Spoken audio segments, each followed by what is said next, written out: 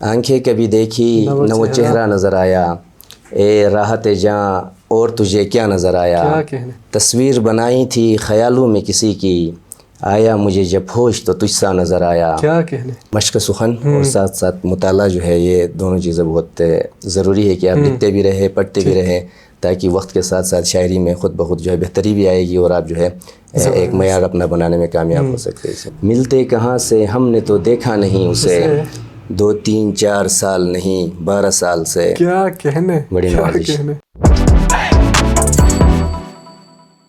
السلام علیکم ناظرین، آپ دیکھ رہے ہیں آئی بیکس میڈیا نیٹورک کے پروگرام ہے میوزیکل ہائیوے اور میں ہوں آپ کا میزبان فرحان احمد۔ ناظرین، امید ہے آپ جہاں کہیں بھی ہوں گے میرے کریم کی دی ہوئی نعمتوں سے لطف اندوز ہو رہے ہوں گے۔ آپ جہاں رہیں شاد رہیں، آباد رہیں، ہنستے رہیں، مسکراتے رہیں اور کھلکھلاتے رہیں اور گنگناتے رہیں، اپنے پیاروں کے ساتھ مل کر اپنی زندگی کو بہتر اور خوبصورت انداز میں گزارنے کی کوشش کریں۔ ناظرین، آج کے ہمارے پروگرام میں گلگت بلتستان کا بہت ہی اچھا نام ہمارے ساتھ موجود ہے۔ ادب سے ان کا تعلق ہے، بہت اچھے شعر کہتے ہیں، معیاری شعر کہتے ہیں، اور بہت ہی اچھے یہ ریڈیو پریزنٹر بھی ہے، اور ساتھ ساتھ یہ کسی ایک نجی ویب چینل میں کام بھی کرتے ہیں، اینکر کام بھی کرتے ہیں، لیکن لکھتا بہت کمال کا ہے اور بہت خوب لکھتے ہیں۔ تو آئیے آج کے پروگرام کے مہمان سے آپ کی ملاقات کراتے ہیں، اور آج کے پروگرام میں ہمارے مہمان ہیں نیاز احمد نیازی۔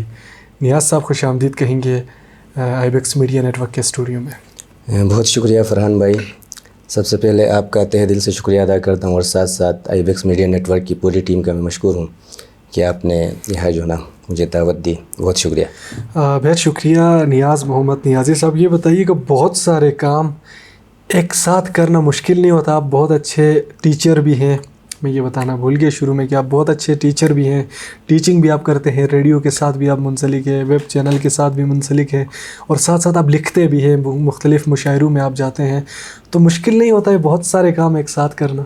جی فرحان بھائی، آپ درست فرما رہے ہیں، مشکلات تو بہت ساری آتی ہیں، لیکن جو شوق ہوتا ہے اس کے لیے پھر وقت بھی نکالنا ہوتا ہے۔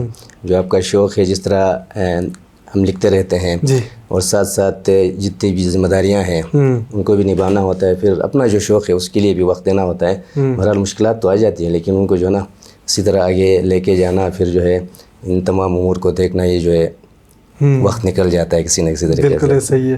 جو لکھنے کا جو عمل ہے یہ آپ کا کب شروع ہوا، کیسے شروع ہوا؟ جی یہ بچپن سے ہی، یعنی اردو شاعری کی طرف میں مائل تھا، کتابیں میں پڑھتا تھا اسکول کے زمانے سے، پرائمری سطح تک میں آیا تھا۔ پھر اسکول میں جو بیت بازی کے مقابلے ہوتے تھے تو کلاس میں جو مقابلے ہوتے تھے اس دوران جو ہے ایک کلاس ایسی ہوتی تھی جہاں جو ہے نا یہ ہم نصابی سرگرمیوں کو وقت ملتا تھا ہمارے لیے، تو اس میں بیت بازی کے مقابلے اکثر ہمارے اسکول میں ہوتے تھے، تو وہاں جس گروپ میں ہوتا تھا اکثر وہ ٹیم جیت جاتی تھی، تو وہیں سے شعر و شاعری کی طرف جو ہے نا ایک شغف تھا۔ پھر دھیرے دھیرے یہ سلسلہ آگے بڑھا، 9ویں جماعت تک آتے آتے میں خود بھی جو ہے قافیہ ردیف جوڑنے لگا، اور وہاں سے یہ سلسلہ جاری، اور ہم اس پہ جو ہے نا آگے بڑھ رہے ہیں۔ جی ٹھیک، تو پہلا شعر آپ نے کب کہا تھا، یاد ہے کچھ؟ پہلا شعر کہا تھا جو ہے پورا شعر تو یاد نہیں، لیکن اتنا یاد ہے کہ 9ویں جماعت میں نے جو ہے جب 9th میں پہنچا تھا، پہلا شعر بھی میں نے کہا تھا، اور اس کے بعد کچھ ٹوٹی پھوٹی جو ہے غزلیں میں نے لکھنے کی کوشش کی تھی۔ وہ ابتدائی دور کی شاعری تھی، اور بعد میں بہت ساری چیزیں جو ہے نا وہ خود بھی میں نے ان کو حذف کر دی، اور دھیرے دھیرے پھر جو ہے وہاں سے سفر کو آگے جاری رکھا۔ تو ابتدائی شاعری تقریباً 9ویں جماعت سے میں نثر بھی لکھتا تھا، اور شعر کہنے کی بھی کوشش وہی سے ہوئی۔ بہت زبردست، تو کیا سنائیں گے ہمیں سب سے پہلے؟ جی بالکل، جو ہے ایک غزل ناظرین کی سماعتوں کی نظر۔ جی ارشاد۔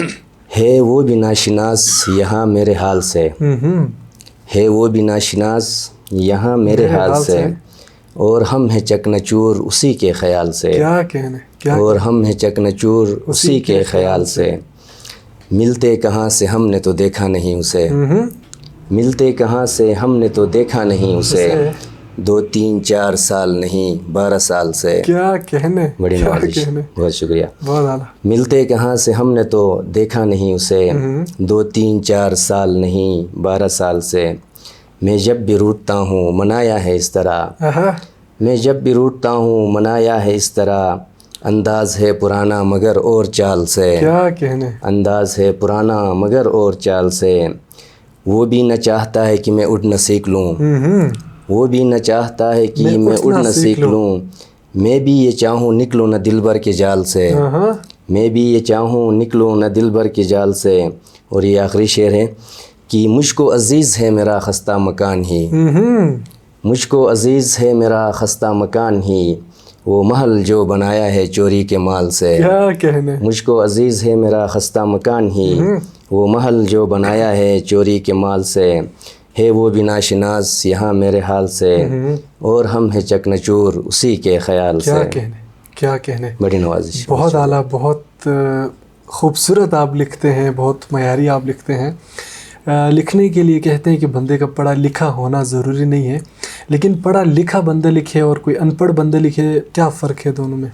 اس میں فرحان بھائی جو ہے ہر زبان کی بات ہوتی ہے کہ اگر آپ اپنی مادری زبان میں لکھنا چاہیں تو اس میں زیادہ پڑھا لکھا ہونا لازمی نہیں ہے کہ آپ زیادہ پڑھے لکھے ہوں، کیونکہ آپ کو اپنی زبان پہ گرفت ہوتی ہے، آپ کو تذکیر و تانیث کا مسئلہ نہیں ہوتا ہے، آپ آسانی سے کوئی بھی خیال آپ کے ذہن میں آئے تو آپ اس کو جو ہے نا خیال باندھ سکتے ہیں. جس طرح بہت سارے ہمارے گلگت بلتستان میں بھی ہر زبان کے شعراء ایسے ہیں جو زیادہ پڑھے لکھے نہیں ہیں، لیکن جب ہم ان کی شاعری دیکھتے ہیں، ان کی شاعری سنتے ہیں تو ان کا تخیل انتہائی گہرا ہوتا ہے، بہت خوبصورت وہ شعر کہتے ہیں.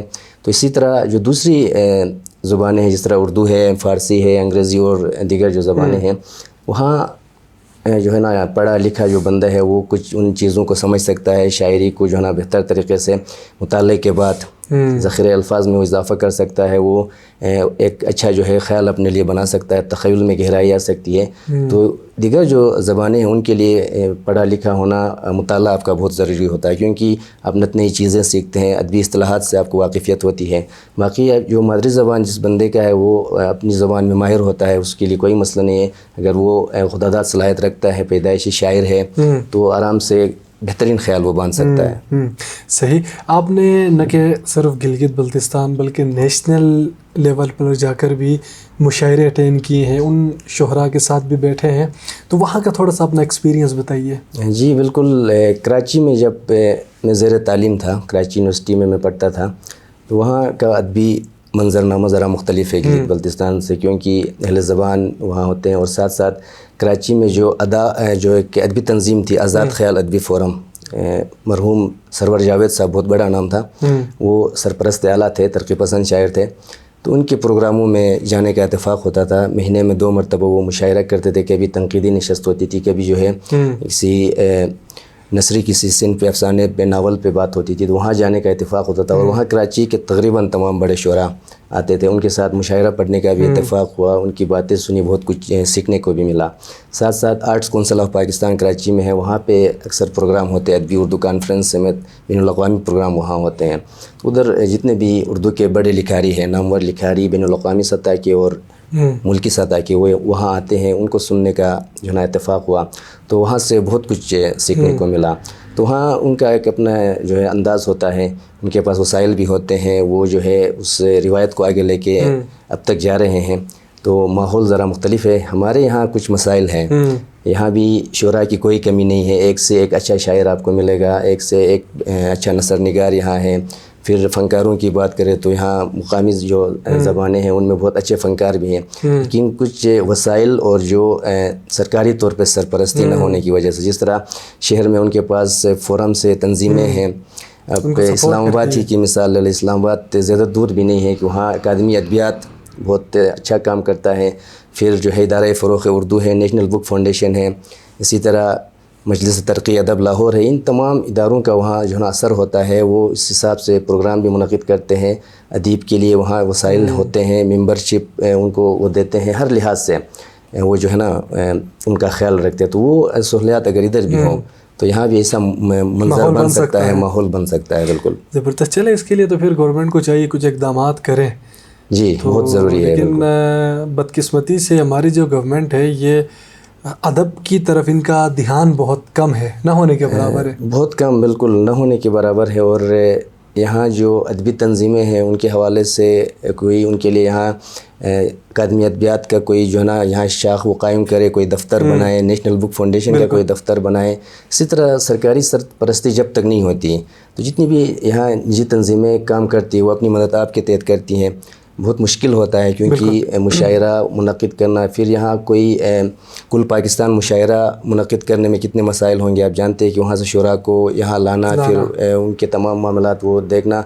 तो इसी वजह से जब तक हुकूमती सतह पे जो है ना अदब के लिए काम नहीं होता है उस वक्त तक अदबी माहौल ऐसा नहीं बन सकता जो मुल्क के दीगर शहरों में है। ठीक, बातों का सिलसिला भी जारी रहेगा, कुछ और हम आपसे सुनेंगे, अपना कोई कलाम क्या सुनाएंगे? अच्छा, एक और गज़ल के चंद अशार सामीन की समातों की नज़र आपकी फरमाइश पे कि मतलार से आंखें कभी देखी न वो चेहरा नज़र आया, आंखें कभी देखी न वो चेहरा नज़र आया, ए राहत जाँ और तुझे क्या नज़र आया, ए राहत जाँ और तुझे क्या नज़र आया, तस्वीर बनाई थी ख़यालों में किसी की, तस्वीर बनाई थी ख़यालों में किसी की, आया मुझे जब होश तो तुझसा नज़र आया, क्या कहने, आया मुझे जब होश तो तुझसा नज़र आया, निकले थे कभी दिल में लिए वसल की हसरत, निकले थे कभी दिल में लिए वसल की हसरत, खुश इतने थे पत्थर नहीं रास्ता नज़र आया। बड़ी नवाजिश, बहुत आला। निकले थे कभी दिल में लिए वसल की हसरत, खुश इतने थे पत्थर नहीं रास्ता नज़र आया, करना पड़ा जब इश्क का मज़हब मुझे मालूम, करना पड़ा जब इश्क का मज़हब मुझे मालूम, काबा न हरम और न कलीसा नज़र आया, काबा न हरम और न कलीसा नज़र आया। और मख्ता आपकी समातों की नज़र, जाते हुए कुछ कह तो रहे थे वो नियाज़ी, जाते हुए कुछ कह तो रहे थे वो नियाज़ी, लहजे में मुझे उसका सरापा नज़र आया, क्या कहने, जाते हुए कुछ कह तो रहे थे वो नियाज़ी, लहजे में मुझे उसका सरापा नज़र आया, आंखें कभी देखी न वो चेहरा नज़र आया, ए राहत जाँ और तुझे क्या नज़र आया। क्या कहने, शुक्रिया, बहुत आला, बहुत खूबसूरत आप लिखते हैं, बहुत आला आप लिखते हैं। तो शेर कहने के लिए, कुछ लिखने के लिए किन किन चीज़ों का ख्याल रखना ज़रूरी होता है? शेर कहना फरहान भाई ऐसा है कि ये खुदादात सलाहियत होती है, अल्लाह ताला की तरफ से जिस किसी को ये सलाहियत मिली है वो शेर कह सकता है, और कोशिश के बाद, मेहनत के बाद मज़ीद उसमें बेहतरी आ सकती है। अगर ये सलाहियत आप में नहीं है, आप पे अशार क़यामत नहीं होती है, आप जो है उस सिलसिले से वाकिफ़ नहीं है, तो फिर मुश्किल होता है। अगर ये सलाहियत किसी के पास है तो वो अपनी शायरी को बेहतर बना सकता है, और साथ साथ मुताला बहुत ज़रूरी होता है। आप मश्क करते रहेंगे, मुताला करेंगे तो इसमें फिर आप मज़ीद जो है अपनी शायरी में निखार ला सकते हैं। शायरी में जो है ना उन तमाम ख़यालात को आप बेहतर तरीके से बांध सकते हैं। इसके लिए मश्क सुखन और साथ साथ मुताला जो है, ये दोनों चीज़ें बहुत ज़रूरी है कि आप लिखते भी रहें, पढ़ते भी रहें, ताकि वक्त के साथ साथ शायरी में ख़ुद ब खुद जो है बेहतरी भी आएगी और आप जो है एक मयार अपना बनाने में कामयाब हो सकते हैं। इसमें कितने शेर का मजमुआ मिल के गज़ल की सूरत इख्तियार करता है? अशार की तरह गज़ल की हैत आप पूछ रहे हैं, तो ये जो गज़ल की हैत है कम अज़ कम कहते हैं कि 5 शेर तो एक गज़ल के लिए लाजमी है, होने चाहिए, कम अज़ कम 5 शेर। उसके अलावा जो है उससे आप ज़्यादा अगर कोई क़ैद नहीं है, ज़्यादा की कोई क़ैद नहीं है। आप 7 शेर, 9 शेर, 10 शेर, अक्सर असातिज़ा शुरा ने जो ना तवील गज़लें भी लिखी हैं, तो ज़्यादा से ज़्यादा 13, 15, 17 अशार तक गज़लें लोगों ने कही हैं, तवील गज़लें उससे भी ज़्यादा अशार पे मबनी है। 5 से जो ना ज़्यादा अशार आप बांध सकते हैं, इसमें कोई क़ैद नहीं है। चलिए, ज़बरदस्त हो गया। और साथ साथ ये भी बताइए, गिलगित में आपके मुशायरे वगैरह भी आप लोग मुनक्किद करते हैं? जी जी बिल्कुल, गिलगित में मुख्तलिफ़ अदबी तंजीमें हैं, उनकी तरफ से वक्तन फ़वक्तन मुशायरे मुनक्किद होते हैं। हल्क़ा अरबाब ज़ौक़ यहाँ की पुरानी तंजीम है, तो परसों ही मुशायरा रिवेरिया होटल में हुआ, बहुत अच्छा मुशायरा हुआ। इसी तरह फ़िक्री तहरीक जो हबीब रहमान मुश्ताक़ साहब की तंजीम है, वो बहुत अच्छे मुशायरे मुनक्किद करते हैं। तरक़्क़ी पसंद मुसन्निफ़ीन हमारे प्रोफेसर अब्दुल अज़ीज़ साहब इस तंजीम की सरपरस्ती करते हैं, तो वहाँ जो ना मुशायरे होते रहते हैं। तो यहाँ गिलगित का जो अदबी माहौल है वो बेहतर है, मुशायरे वक्तन फ़वक्तन कहीं न कहीं होते हैं, और शुरा को एक मुकाम पर एक जगह बैठने का इत्तेफ़ाक़ होता है। ज़बरदस्त। तो ये मुशायरे मुनक्किद कराने के लिए गवर्नमेंट सतह से भी कोई आपको सपोर्ट मिलता है, या फिर अपनी मदद आपके तहत कर रहे हैं सब कुछ? नहीं, सरकारी सतह पर कोई, मैंने पहले भी आपसे बात बताई अर्ज़ की जो ना सरपरस्ती नहीं है, تو کچھ تنظیموں کے پاس جو ہے وہ اپنی مدد آپ کے تحت ہی وہ آگے بڑھ رہے ہیں، اور اس میں خاطر خواہ جو ہے حکومت کی طرف سے کوئی جو ہے نا انہیں اس طرح کوئی فنڈ یا الگ جو ہے ادبی تنظیموں کے لیے کوئی بجٹ یہ مختص نہیں کرتے ہیں، تو زیادہ آپ یہ سمجھے کہ اپنی مدد آپ کے تحت ہی یہ جو ہے نا سلسلہ آگے چل رہا ہے۔ ٹھیک، تو آپ کے جو حلقہ ارباب ذوق ہے اس میں گلگت بلتستان کے کون کون سے شعراء آتے ہیں اور کس قسم کے مطلب پروگرامز منعقد ہوتے ہیں؟ اس میں کیا کچھ ہوتا ہے؟ کوئی نیا بندہ آتا ہے اس کو بھی سیکھنے کا موقع ملتا ہے، اس کو بھی آپ لوگ شامل کرتے ہیں اس میں، یا پھر سارے سینئر جو شعراء ہیں وہی ہیں؟ نہیں فرحان بھائی، یہ بہت پرانی تنظیم ہے، تقریباً 1977-78 میں یہ تنظیم بنی ہے، وہاں سے اب تک یہ سلسلہ جاری ہے۔ تو وہاں موجودہ جو ہمارے صدر ہے محمد امین ضیاء صاحب صدر ہوتے ہیں، پھر مرحوم جمشید خان دکی صاحب جنرل سیکریٹری ہوتے تھے، ان کے انتقال کے بعد غلام عباس نسیم صاحب کو یہ عہدہ ملا ہے۔ اس کے علاوہ خوشی محمد طارق صاحب ہیں، عبدالخالق تاج صاحب ہیں، عبدالحفیظ شاکر صاحب ہے، محمد نظیم دیاز صاحب، سینئر شعراء اور جونیئر شعراء کا ایک جو ہے نا حسین امتزاج آپ سمجھ سکتے ہیں۔ بالکل، تو وہاں ہر ایک کو اجازت ہے، کوئی بھی شاعر کوئی بھی تخلیق کار جو ہے ممبرشپ لے سکتا ہے۔ وہاں جو ہے نا مشاعرے میں اکثر تمام نئے شعراء کو بھی مدعو کرتے ہیں، وہ بھی آتے ہیں۔ تو اب نوجوان آ رہے ہیں جو ہے نا، بہت اچھے شعر کہنے والے نوجوان شعراء گلگت میں موجود ہیں، تو تمام لوگوں کے لیے وہ پلیٹ فارم جو ہے نا وہ کھلا ہے، اس میں کسی کی کوئی روک ٹوک اور اس طرح کی کوئی بات نہیں ہے۔ جو چاہے آ سکتا ہے، اپنا کلام پڑھ سکتا ہے۔ اس کے علاوہ جو ہے دیگر ادبی موضوعات پہ گفتگو ہوتی رہتی ہے، سیکھنے کو ملتا ہے تمام لوگوں کے لیے۔ اس میں جو ہے نا یہ دروازہ جو ہے نا تنظیم کا کھلا ہے۔ زبردست۔ تو وقت ہمارا ہاتھ سے نکلتا جا رہا ہے، تو جاتے جاتے کچھ اور ہم آپ سے سننا چاہیں گے، کیا سنائیں گے؟ چلے آخر میں ایک اور چھوٹی سی غزل جو ہے جی ضرور، آپ کی سماعتوں کی نظر کرتے ہیں ارشاد۔ کہ خدا کرے کہ وہ منبر پہ دیر تک ہی رہے، خدا کرے کہ وہ منبر پہ دیر تک ہی رہے، ہنسی ہے گر کوئی منظر پہ دیر تک ہی رہے، ہنسی ہے گر کوئی منظر پہ دیر تک ہی رہے، مٹاتے کیوں ہو میرے قتل کے نشان غنیم، مٹاتے کیوں ہو میرے قتل کے نشان غنیم، یہ خون دل ہے تو خنجر پہ دیر تک ہی رہے، کیا کہنا ہے؟ یہ خون دل ہے تو خنجر پہ دیر تک ہی رہے۔ اور یہ شعر کی طبیب اب تو تمہارا مریض بہتر ہو، طبیب اب تو تمہارا مریض بہتر ہو، یا زخم یوں دل مضطر پہ دیر تک ہی رہے، یا زخم یوں دل مضطر پہ دیر تک ہی رہے، اور مختار سے کہ نیاز تجھ کو مٹا دے نئے ہوائیں بھی، نیاز تجھ کو مٹا دے نئے ہوائیں بھی، چراغ و آئینہ پتھر پہ دیر تک ہی رہے، خدا کرے کہ وہ منبر پہ دیر تک ہی رہے، ہنسی ہے گر کوئی منظر پہ دیر تک ہی رہے۔ بڑی نواز، کیا کہنے، بہت اعلیٰ، بہت خوب، بہت ہی خوبصورت شعر آپ کہتے ہیں، بہت معیاری شعر کہتے ہیں۔ آپ کو سن کے بہت اچھا لگا اور امید ہے دیکھنے والوں کو بھی بہت اچھا لگا ہوگا۔ جاتے جاتے تمام سننے والوں کے لیے، دیکھنے والوں کے لیے کوئی نصیحت کچھ کہنا چاہتے ہیں تو ضرور کہیے، اور ان نئے جو شعراء ہیں جنہوں نے ابھی لکھنا شروع کیا ہے تو ان کے لیے بھی اگر آپ کا کوئی پیغام ہے تو۔ جی بہت شکریہ فرحان بھائی، میں بھی آپ کا آخر میں ایک مرتبہ پھر شکریہ ادا کرتا ہوں کہ آپ نے جو ہے نا مجھے اس قابل سمجھا، یہاں آپ نے دعوت دی۔ IMN کی پوری ٹیم کا بھی بہت شکریہ۔ میں خود بھی اتنا جو ہے نا اپنے آپ کو کوئی بڑا شاعر نہیں سمجھتا، ابھی طالب علم ہوں ادب کا ایک ادنا سا۔ تو بہرحال جتنے بھی لکھاری ہے جو لکھ رہے ہیں گلگت بلتستان میں، نوجوان جو شعراء ہے وہ بہت خوبصورت لکھ رہے ہیں، بہت اچھا لکھ رہے ہیں، ان کا مستقبل انتہائی روشن ہے۔ صرف یہی گزارش ہوگی کہ مطالعے کو جو ہے نا اپنی عادت بنائے، کیونکہ مطالعے کے بغیر ہم ترقی نہیں کر سکتے، آگے نہیں بڑھ سکتے۔ معاشرے میں امن پیدا کرنے کے لیے، کچھ نئے تجربات کرنے کے لیے مطالعہ انتہائی ضروری ہوتا ہے، خاص کر شعر و شاعری سے ادب سے شغف رکھنے والے جتنے بھی صاحبان ہیں، جو نوجوان لکھنے والے، تو ان کے لیے ضروری ہے کہ وہ مطالعے کو جو نا اپنی عادت بنا لیں۔ جتنا زیادہ پڑھیں گے لکھنے میں ان کو آسانی ہوگی، پڑھے بغیر لکھنے کی کوشش کریں گے تو اس میں مسائل آ جاتے ہیں۔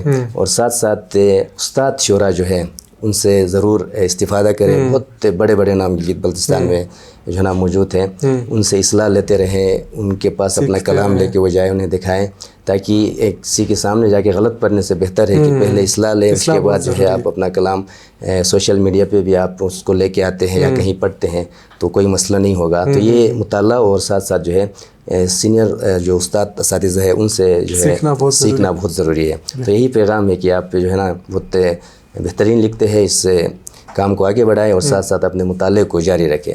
بہت شکریہ. تھینک یو سو مچ نیاز احمد نیازی صاحب. آئی بیکس میڈیا نیٹ ورک کی پوری ٹیم کی جانب سے آپ کا ایک بار پھر سے شکریہ. بہت شکریہ فرحان بھائی, بڑی نوازش. جی تو ناظرین, آج کے ہمارے پروگرام کے مہمان رہے نیاز احمد نیازی صاحب. بہت اچھے شعر کہتے ہیں اور امید ہے آج کا پروگرام آپ کو پسند آیا ہوگا. ان نئے جو شعراء ہے جو ابھی جنہوں نے لکھنا شروع کے لیے, ان کے لیے بہت اچھا پیغام بھی دیا. تو امید ہے اس پیغام پر آپ عمل بھی کریں گے. اپنا بہت سارا خیال رکھیں. انشاءاللہ نیکسٹ کسی پروگرام میں آپ تمام کے ساتھ دوبارہ ملاقات ہوگی. تب تک کے لیے اجازت دیجیے. اللہ نگہبان.